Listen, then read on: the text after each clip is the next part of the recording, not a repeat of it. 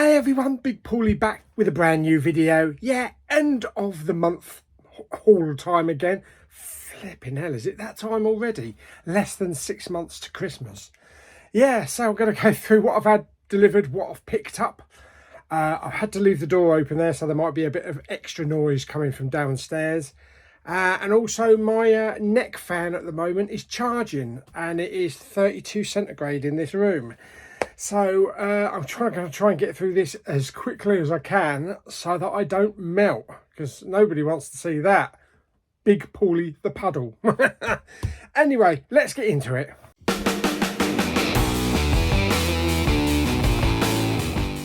Okay, so first of all, starting off with a few Blu-rays. I picked this one up from the word of my good friend Jamie Powell. Aliens versus Predator.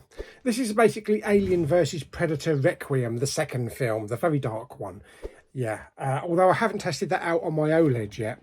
And I didn't know that there was actually an extended cut of this, which was available from Germany, as it says up the top there, extended cut. Is it about 15 minutes? I think it might be like an extra 15 minutes, something like that. But yeah, I thought I'd pick that up cheap and give it a go. I do like the first Alien v Predator film, the one set down in like the chambers, the pyramid chambers type of thing. But yeah, the second one was just okay. But maybe it will have a better impact seeing an extended version. Now, it does have an eco case, but I'm thinking of actually taking the disc out and putting it in my Steelbook. So anyway, that is Aliens versus Predator 2. They call it Aliens versus Predator 2, whereas we call it Alien versus Predator Requiem. I don't know why. Next up, I picked this up because I saw on Facebook that these actresses were going to be appearing at a convention or a Comic Con. I think it might have been Leeds or it might have been Liverpool. And I just thought, I've never seen the film. I've heard people talk about it over the years, and I've never seen the film. And it is Josie and the Pussycats. Yes, with Rachel Lee Cook, Tara Reid and Rosario Dawson. 20th anniversary edition. So I picked this up. This is a US import. I thought I'd give it a go. You know, I like a good kind of like a biopic Spinal Tap rock film sort of thing. I thought I'd give it a go. Why not? Nice disc there with the artwork. I'll probably try and find like a pinkish or a purple slim case for this one. But yeah, I'll let you know what the film's like. Next up, another Blu-ray. Scary as Hell. This is based on a short story by Stephen King and produced by James Wan. This is The Monkey. And this is, as far as I'm aware, a horror film about a monkey, you know, one of those drummer monkey things. Although I think didn't the original have like a tambourine or something? And they had to change it because of copyright laws. I don't know, something like that. But yeah, it's worth a go. I do like a bit of horror, especially when it comes to inanimate objects causing the havoc. So we'll give The Monkey a go. What we got next? Next up, we got a bit of TV. Yeah, we have got some Dexter Original Sin. This is a prequel to obviously the Dexter TV series. Brilliant cast in this, especially the guy who plays Dexter, and also she's not on there. She's not featured on the cover at all, unfortunately. But who plays Deb, his sister. Brilliant cast. Sarah Michelle Gellar's in it. She's not in it for that much, unfortunately. But she might not be in the next series pretty much at all if Buffy's going ahead.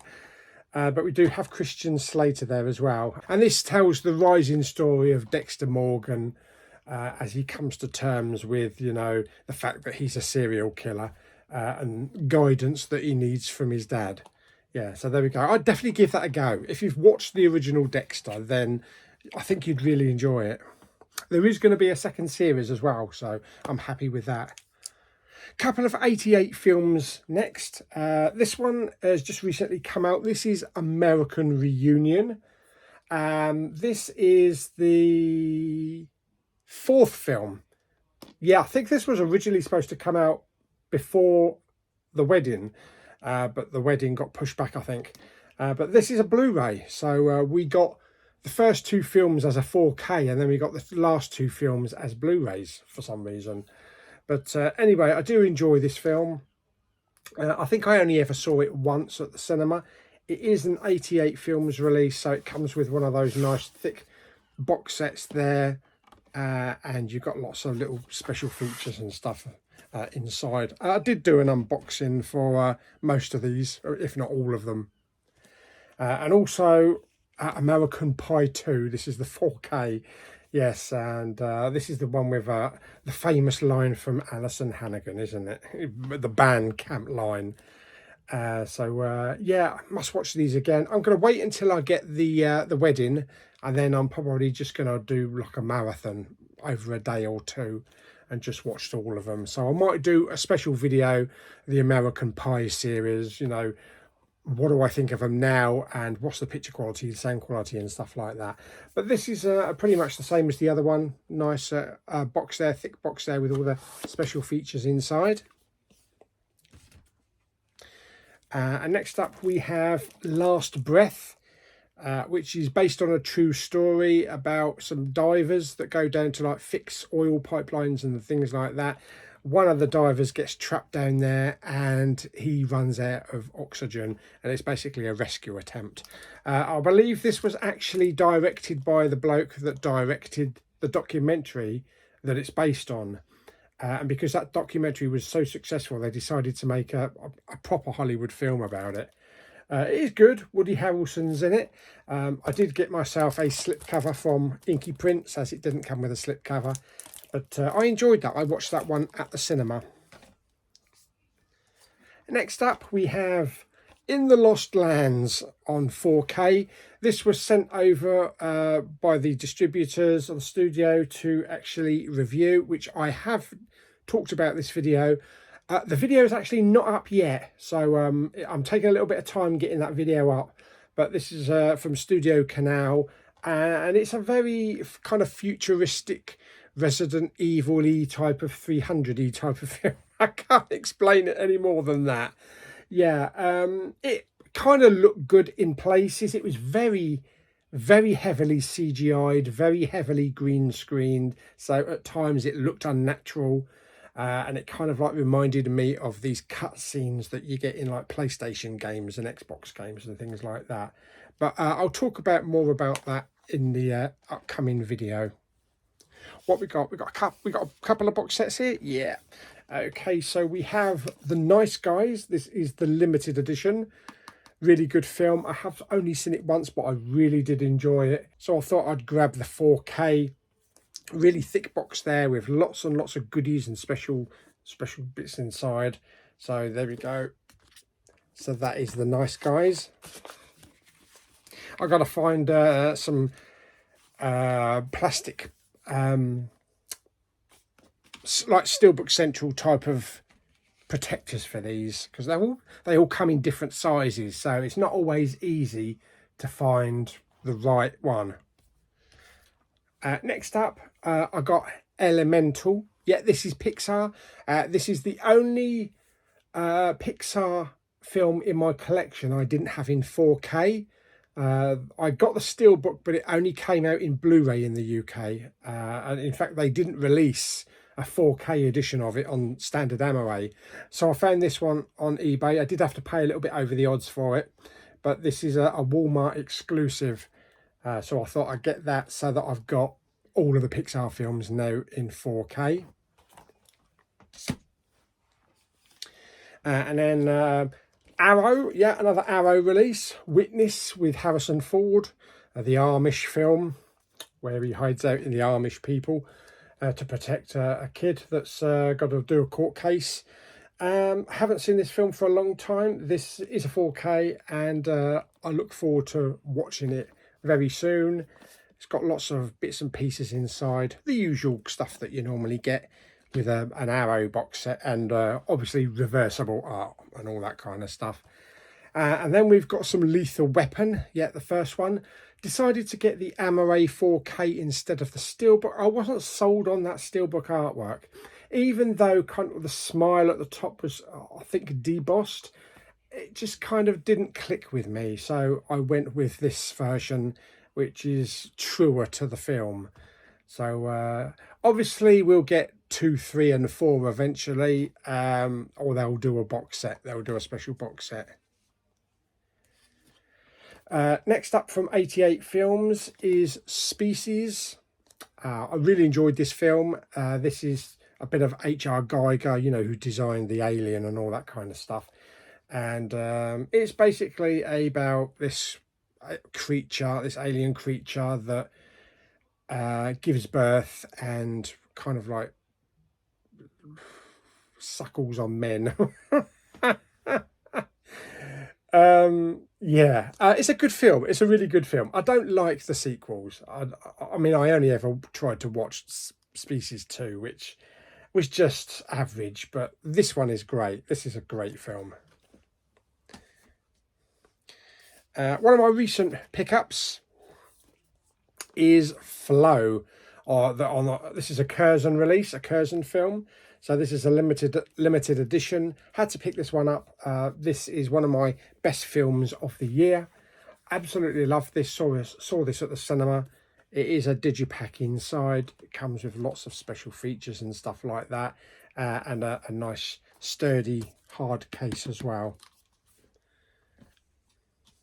And now we're on to Steelbooks. The last lot is Steelbooks.